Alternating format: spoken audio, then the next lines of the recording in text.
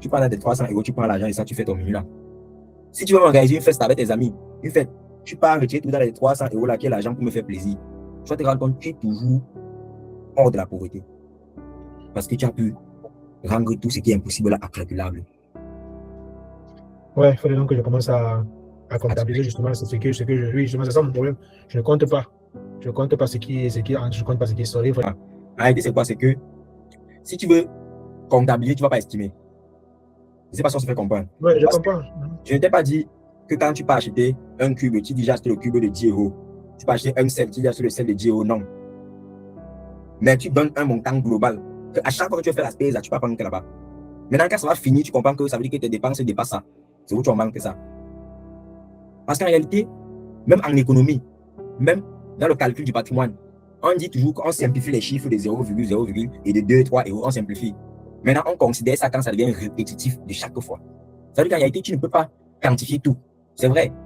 Même dans le fait de budgétiser, on doit simplifier les petits chiffres. Et pour simplifier les petits chiffres, c'est en budgétisant un chiffre de manière globale, sans calculant tout. Comme j'ai dit, tu ne dois pas normalement dire que le jour où je pas acheté la pasta, j'ai acheté le cube de 50, le cube de 25. Non. Tu dis que, ok, actuellement j'ai combien? Je prends 100 euros et pas faire les achats. Tu achètes jusqu'à tes 100 euros finis. Tu mets à la maison. Dès que tu as mangé tous les 100 euros là, tu comprends que ta capacité de nutrition dépasse 100 euros. Point. Tu vois un peu comme je dis. C'est-à-dire que tu n'es pas obligé de calculer tout. Tu n'es pas obligé de calculer tout. Basta que ce que tu as à la maison, tu connais le montant que tu as utilisé pour acheter ça de manière globale. C'est-à-dire que tu pars 100 euros, tu prends tes spéciales, tu fais la spéciale de 100 euros. Dès que toute la spéciale est finie au frigo, tu comprends que ma capacité de dépense dépasse 100 euros.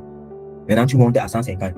Une fois que tu vas monter à 200 et que ça ne va jamais dépasser 200, tu comprends que tu es dans maxi 200.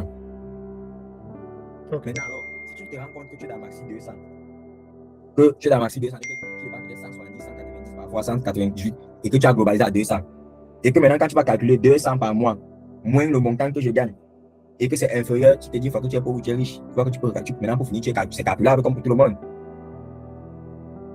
Ça devient calculable. C'est un peu ça. C'est-à-dire que l'incertitude est considérable en donnant un montant global. Parce que si tu veux compter tous les cubes, les sels, tu ne peux pas vraiment compter. Tu donnes un montant global. Quand tu as acheté toute la spéciale, dès que ça finit, tu considères que je suis dans l'intervalle de tel montant. Et tant que tu fais ça, tu peux quantifier tout et tu peux faire le calcul et savoir si tu es pauvre ou tu es riche et impliquer maintenant les stratégies. Si tu te rends compte que tu as 300 euros et puis quand tu fais maintenant les calculs de tes entrées, pour tes entrées, tu n'as pas besoin aussi de tout quantifier. Tu pars dans ton levé bancaire, tu vois le montant qui est ancré sur un mois, comme on a fait tout à l'heure avec l'autre.